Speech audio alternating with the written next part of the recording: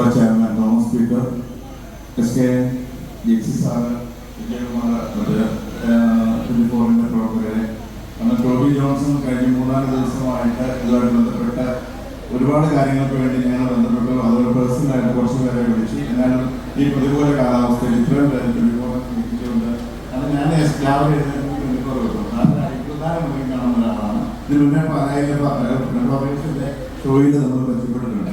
അപ്പം ഇത്രയും ഒരു വലിയൊരു ക്യാമ്പയിനുമായിട്ട് പാലായിൽ വന്നതിന് പ്രത്യേകം സാറിന് നന്ദി കടപ്പാട് ഞങ്ങൾ പാലക്കാട് അറിയിക്കുന്നു. പിന്നെ അതുപോലെ ഞങ്ങളുടെ പാർട്ടിയെ സംബന്ധിച്ച് ഞങ്ങളുടെ party chairman Jose K Mani സാറിനെ ടോബി വിളിച്ചായിരുന്നു. നാളെ പാർലമെന്റ് മാർച്ച് നടക്കുന്നതുകൊണ്ട് അദ്ദേഹം പാർട്ടിയുടെ ടീമെല്ലാം ഡൽഹിയിലാണ്. ജോസ് കെ മാണിയുടെയും കേരള കോൺഗ്രസ് പാർട്ടിയുടെയും പ്രത്യേകമായ ആശംസകൾ ഈ യാത്രയ്ക്ക് നേരുന്നു. ഞാൻ ഈ ചർച്ചയ്ക്ക് വരുന്നതിന് മുന്നേ ഇതിനെപ്പറ്റി ഒന്ന് ആലോചിച്ചപ്പോൾ ഞാൻ ഒരു വൈദികനായിട്ട് കഴിഞ്ഞ സംസാരിച്ചപ്പോൾ പറഞ്ഞു, കുടുംബം അച്ഛന്മാർ നന്നാക്കണമെന്ന് അച്ഛനോട് തർക്കിച്ചു, കുടുംബങ്ങളിലാണ് നന്നാകേണ്ടത്.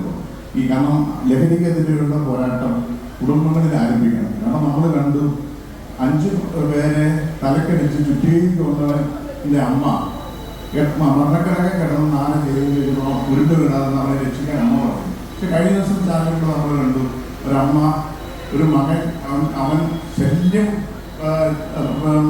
അതുപോലെ കഷ്ടപ്പെട്ടിട്ട് ആ വീട്ടുകാരെ ആ അമ്മ പോലീസിനെ വിളിച്ചവരെ മാധ്യമങ്ങളുടെ മുന്നേ പറഞ്ഞു, ഇതുപോലെ വിപത്താണ് എന്നെ പിടിച്ചുകൊണ്ട് അകത്തിടാൻ പറഞ്ഞു. അങ്ങനെയുള്ള അമ്മമാരാണ് നമ്മുടെ ഈ കാലഘട്ടത്തിൽ ജീവിക്കുന്നവർ. അച്ഛൻ പറഞ്ഞതുപോലെ ഈ കാലഘട്ടത്തിൽ ശരിക്കും നമ്മുടെ പുതിയ തലമുറയെ നമ്മുടെ ഇപ്പം നടക്കുന്ന നമ്മുടെ 10, 18, 20 കുട്ടികൾ ഉൾപ്പെടെയുള്ളവരുടെ ഭാവി തകർക്കാൻ വലിയൊരു ലോബി ഇവിടെ പ്രവർത്തിക്കുന്നുണ്ട്. നമുക്ക് വ്യക്തമായിട്ട് അറിയാം. നമ്മുടെ രാഷ്ട്രീയക്കാരൊക്കെ ഇതിന് പിന്തുണയുണ്ട്. കാരണം ഈ നഗരസഭയിലെ ജനത്തിന്റെ പുതിയ ഉദ്യോഗസ്ഥർ വന്നപ്പോൾ കൊട്ടാരമറ്റത്ത് ഹാൻസ് ഉൾപ്പെടെയുള്ള വലിയ ബൾക്കായിട്ട് സാധനം പിടിച്ചു.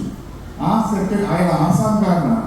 നമ്മുടെ പാലായിലെ വിവിധ രാഷ്ട്രീയ കക്ഷികൾ ആ മനുഷ്യന്റെ മേലെ ഉദ്യോഗസ്ഥന് വേണ്ടി സമ്മർദ്ദം ചെലുത്തി. അതാണ് ഈ കാലഘട്ടം.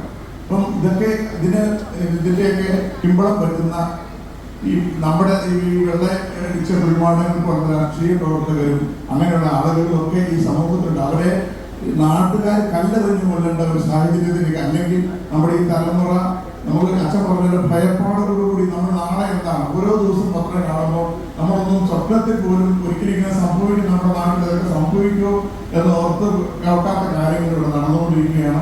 അതിനെതിരെ എല്ലാ ജനങ്ങളും ഉണർന്ന് പ്രവർത്തിക്കണം. പ്രത്യേകിച്ച് എനിക്ക് തോന്നുന്നു കുടുംബങ്ങളിൽ തന്നെ. കാരണം നമ്മൾ ഇതുപോലെ പ്രസംഗിച്ചിട്ട് വലിയ കാര്യമുണ്ടെന്ന് തോന്നുന്നില്ല. നമ്മുടെ ശിക്ഷണ നടപടികൾ നമ്മുടെ വഴി സ്കൂളിൽ നിന്ന് മാറ്റി കാരണന്മാർക്ക് പിള്ളേരെ വഴക്ക് പറയാതെ തിരിച്ച് കൈകൊള്ളുന്ന അവസ്ഥയുണ്ടായി.